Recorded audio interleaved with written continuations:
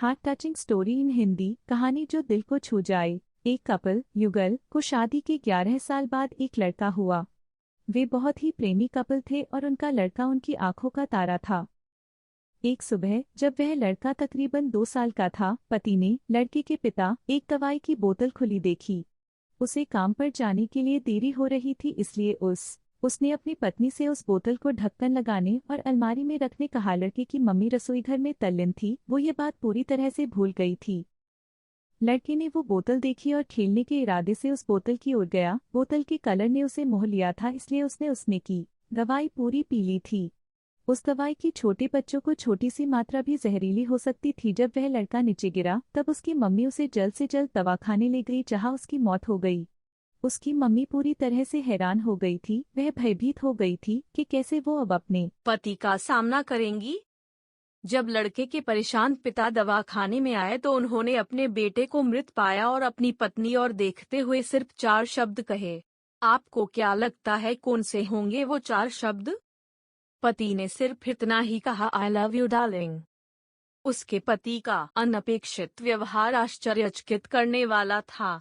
उसका लड़का मर चुका था, वो उसे कभी वापस नहीं ला सकता था और वो उसकी पत्नी में भी कोई कसूर नहीं ढूंढ सकता था। इसके अलावा आगे उसने खुद ने वह बोतल उठा के बाजू में रख दी होती तो आज उसके साथ यह सब न होता। वो किसी पर भी आरोप नहीं लगा सकता था। उसकी पत्नी ने भी उनका एक लौता बेटा खो दिया था। उस समय उसे सिर्फ अपने पति से सहानुभूति और दिलासा चाहिए थी, और यही उसके पति ने उस समय उसे दिया। कभी कभी हम इसी में समय व्यर्थ कर देते हैं कि परिस्थिति के लिए कौन जिम्मेदार है या कौन आरोपी है। ये सब हमारे आपसी रिश्तों में होता है।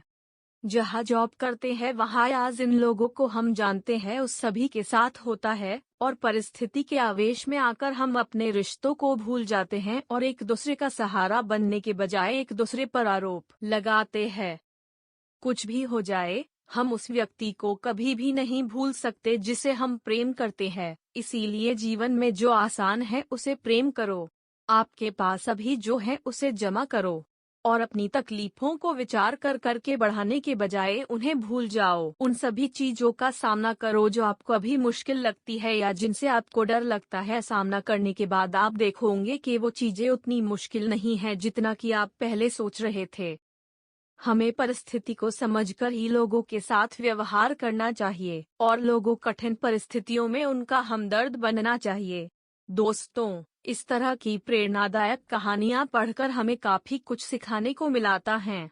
आपके लिए और अधिक प्रेरणादायक कहानियों का विशाल संग्रह मौजूद है। और भी इस तरह की कहानियाँ आपको पढ़नी हैं।